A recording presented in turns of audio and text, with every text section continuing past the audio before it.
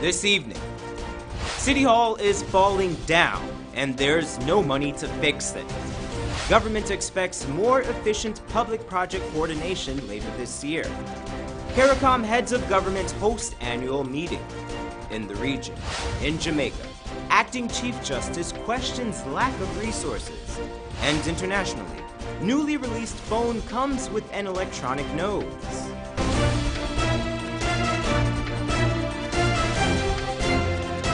From Safe TV headquarters in South Rival Gardens, this is Safe TV Headline News with George Gonzalez.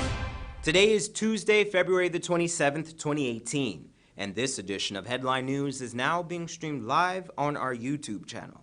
Thank you for joining us. This morning, the Ministry of Finance, in collaboration with the Caribbean Development Bank, opened a one-day public policy analysis management and project cycle management training program.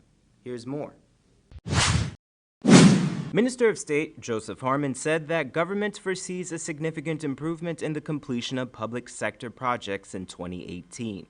Saying, quote, "I am convinced that based on what I have seen for the programs for 2018 that we are well underway to achieving those guidelines or those projects that have been identified by the government. Guided by the philosophy of His Excellency President David Granger, we intend to continue this trajectory of development. We intend to continue with the work which is being done by the ministries and by the regional administration so that we can ensure that quality service is provided to the people of Guyana." The government inherited several challenges as it relates to the implementation of programs and projects, which included the rollover of monies due to improper disbursement, poor administration of contracts, contracts being put on hold or rolled over, as well as a lack of knowledge with regard to the new procurement system. According to Minister Harmon, the administration was prompted to take action to reverse this trend of slow turnover rate for public sector projects to ensure that this did not become a norm. In May of 2017, Minister of Finance Winston Jordan had reported that only 20% of the country's public sector investment program had been implemented at the time, despite the national budget having been presented to the National Assembly in December of 2016. Minister Harmon said that training and capacity building is critical, and the PPAM and the PCM training program comes at an opportune time, given the important role that the public service plays in implementing government programs for the good of the people of Guyana. Port-au-Prince, Haiti is the site of this year's ongoing CARICOM Heads of Government annual meeting. Wendell Jeffrey has more. Guyana has so far been spared the brunt of the escalating adverse changes in weather patterns caused by global warming. The Caribbean has been bearing the brunt, however, of these changes, with accompanying economic, infrastructural, and human casualties. This week in Haiti, the CARICOM heads of government are meeting, and on top of their agenda, as outlined by the body's president, Jovenel Moise, is mitigating climate change. The initiative of organizing in the months to come an international conference on reinforcement of the mechanisms of resilience to the effects of climate change and management of natural disasters in the Caribbean. It will be the occasion for the states, partner states, and actors in international development to exchange ideas and to make proposals on the best barrels for prevention and response to natural disasters. Dr. Keith Mitchell, the outgoing CARICOM president, warned that unless the Caribbean countries work together, they will never receive the climate resilience that is needed. As CARICOM states, we must now work to establish smart international partnerships and collaborative efforts to achieve the resilience that we need. In that regard, our engagement at the highest level in the last quarter of 2017 with the presidents of Mexico and Cuba enabled us to solidify those relationships and resulted in increased threads of cooperation, particularly in disaster risk management.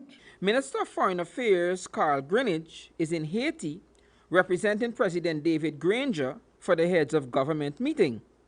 On the agenda for the two-day session are crime and security, regional transportation, and the impact caused by the financial blacklisting of member states. Minister Greenidge said that there are several other matters that the heads of states will be discussing. It's a long list of items, over 20, and whilst one can say all of them are important, I would single those out for consideration by the meeting as having special interest to them. For Channel 2 Headline News, I am Wendell Jeffrey. Thanks, Wendell.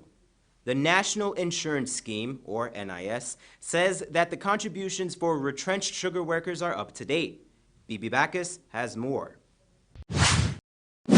According to General Manager of the National Insurance Scheme, Holly Greaves, GUYANA's NIS payments were settled before the company's assets were transferred to the National Industrial and Commercial Investments Limited.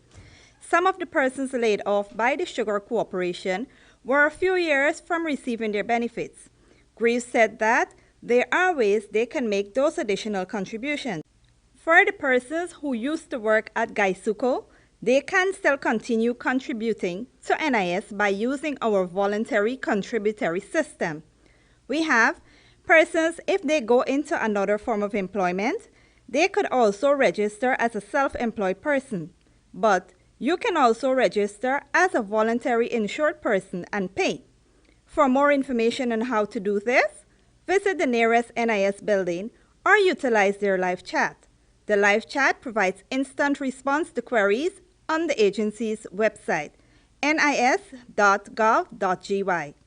For Channel 2 Headline News, I am Bibi Backus. After the break, city engineer troubled by City Hall's deterioration, and government considers a gas pipeline for Berbice. For the best Creole food in town, come to Ridley's Restaurant. Taste our hot meals, fresh bread, and sweet pastries. Our spacious dining hall is free for all occasions. For reservations and more, call 226-2518 or 225-7245. We're open Monday to Saturday from 7 a.m. to 6 p.m. Wrigley's Restaurant, located at 38 Robb Street, Laceytown, between King and Wellington Streets. For breakfast, lunch, and dinner, Ridley's Restaurant. Tasty and healthy eating. Know who I am. I know who I am. I am yours. I am yours. I know who I am. Oh, I know who I am. I know who I am. I am yours. I am yours. And you are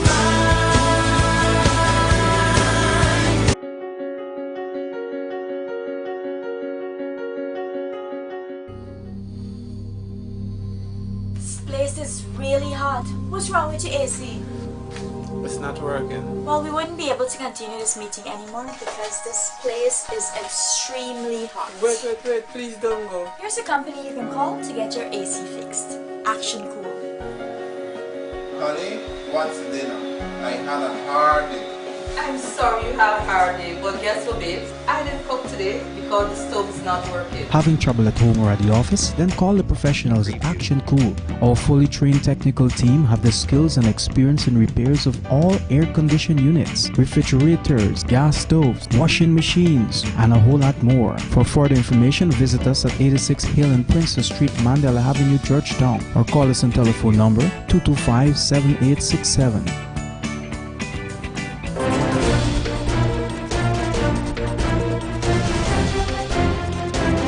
Welcome back. The Ministry of Natural Resources is currently considering the role of GUYANA's training center and Berbice as a whole in Guyana's oil and gas sector. The Ministry of Natural Resources is examining how it can expand the scope of GUYANA's training center in Port Morant, Berbice, to assist in the development of Guyana's oil and gas industry. I believe that the school and the region in particular can play a role in the development of the oil and gas industry. The Exxon find the Liza well is off the coast of Mahaical, certainly not in Berbice, but there's certainly a lot of activity that y'all are not aware of taking place in the Berbice area and towards the Surinamese border.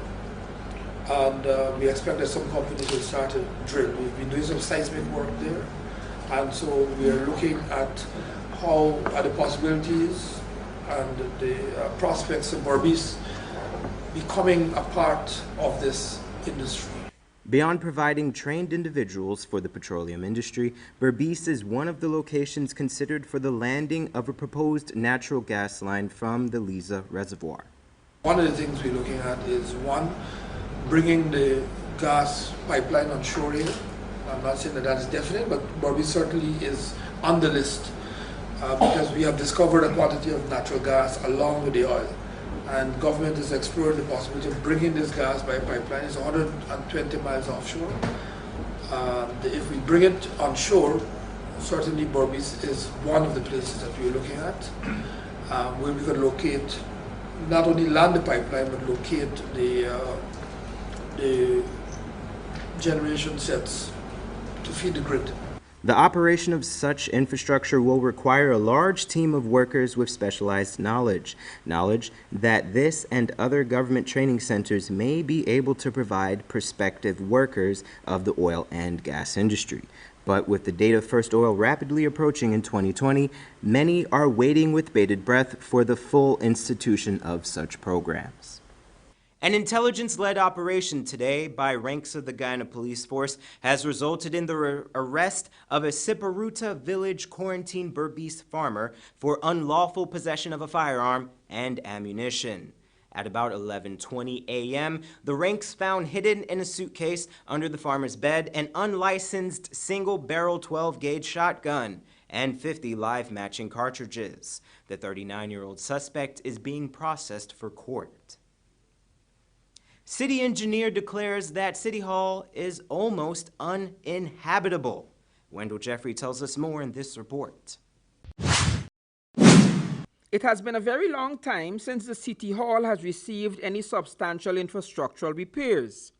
Many financial commitments have been made to the repairs, including from the international organizations. However, the building, one of the oldest and most nostalgic in Guyana, is collapsing around its inhabitants.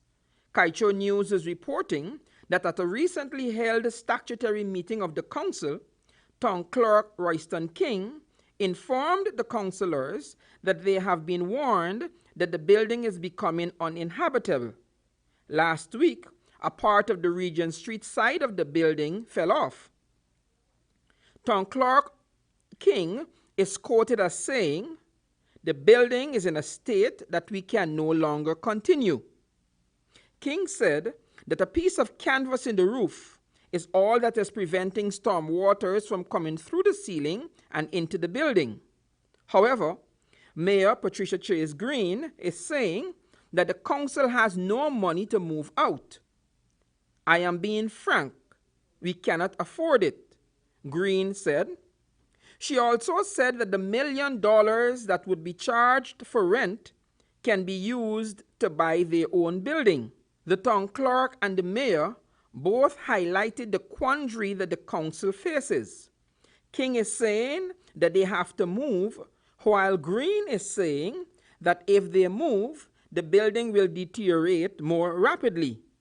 Mayor Green said, "I would not like to know that one day someone is coming downstairs to pay taxes and a piece of metal or wood or window frame falls down. This is why we have to look at it seriously." In late 2016, the European Union announced that a consultancy firm would spend $8 million Guyana dollars to conduct a feasibility study for a comprehensive restoration of the building. It was supposed to take 4 to 6 months. Thus far, there have been no status on this study. City Hall was opened in 1889, has 3 floors, and stands 29 meters or about 100 feet high. For Channel 2 Headline News, I am Wendell Jeffrey. Thanks, Wendell. The Ministry of Social Protection would like to advise the public that the non-contributory pension, also known as Senior Citizens Pension payable for the month of March, will be available at post offices nationwide only on Thursday, March the 1st, 2018. Payments will resume on Monday, March the 5th, 2018, as on Friday, government buildings will be closed in observation of Pagua. Payments will not be available on Saturday, March the 3rd, 2018 as well. The Ministry of Social Protection apologizes for any inconvenience this would cause. Join us after the break for your regional news, international news, and more.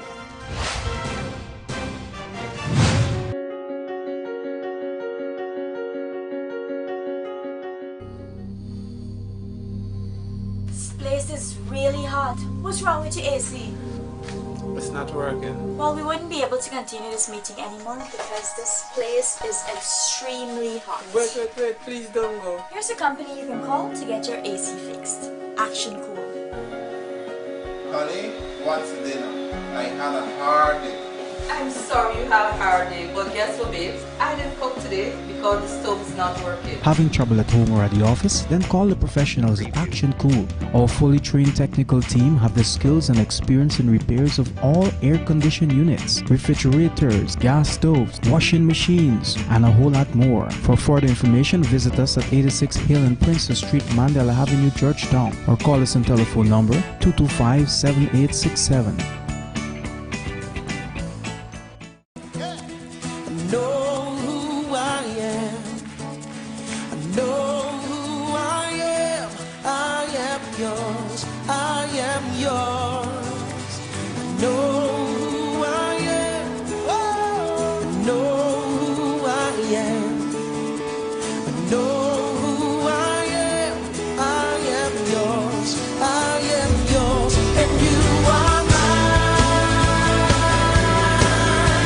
For the best Creole food in town, come to Ridley's Restaurant. Taste our hot meals, fresh bread, and sweet pastries. Our spacious dining hall is free for all occasions. For reservations and more, call 226-2518 or 225-7245. We're open Monday to Saturday from 7 a.m. to 6 p.m. Wrigley's Restaurant, located at 38 Robb Street, Laceytown, between King and Wellington Streets. For breakfast, lunch, and dinner, Ridley's Restaurant. Tasty and healthy eating.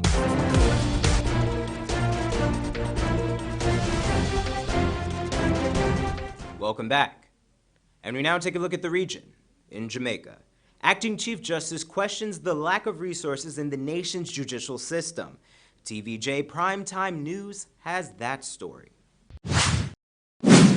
The Acting Chief Justice, Brian Sykes, is this evening questioning whether the justice system is struggling with a lack of resources or an ineffective use of the resources that exist. Justice Sykes made the comments as he addressed a case flow management workshop for court staff at the Jewel Paradise Cove Beach Resort and Spa in St. Anne on the weekend. TVJ's Vashon Brown has more. It was the first major utterance from Brian Sykes since he's been acting as Chief Justice following his appointment at the start of February. The acting appointment of Justice Sykes has drawn criticism from many. The Prime Minister has since indicated that he intends to recommend that Sykes be appointed to the post permanently, but there's still no word on when that will be done.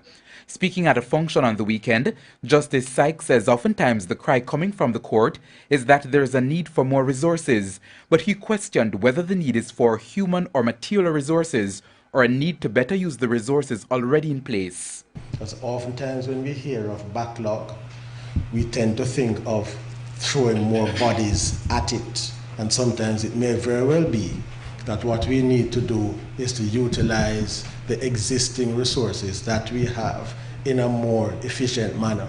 This means taking a closer look at the cases that we have. Where do they originate from? Where the person's traveling from? Do the cases need to be shifted from the main station to an outstation that will be fairer to them, closer to them, and consequently more efficient?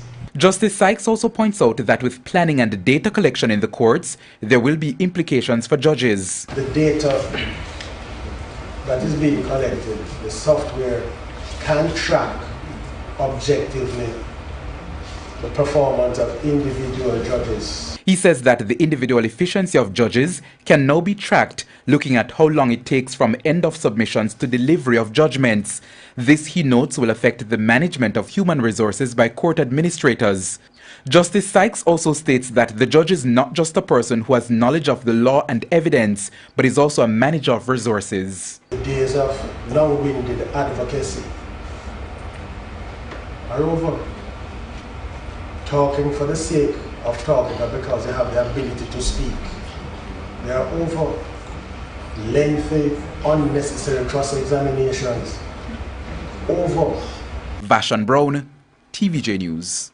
And internationally, a phone that can detect the smell of chemicals has been developed for construction workers. The BBC's Rory Selland-Jones asked Billet Group's Peter Cunningham if there was really much a demand for a smartphone with a digital nose.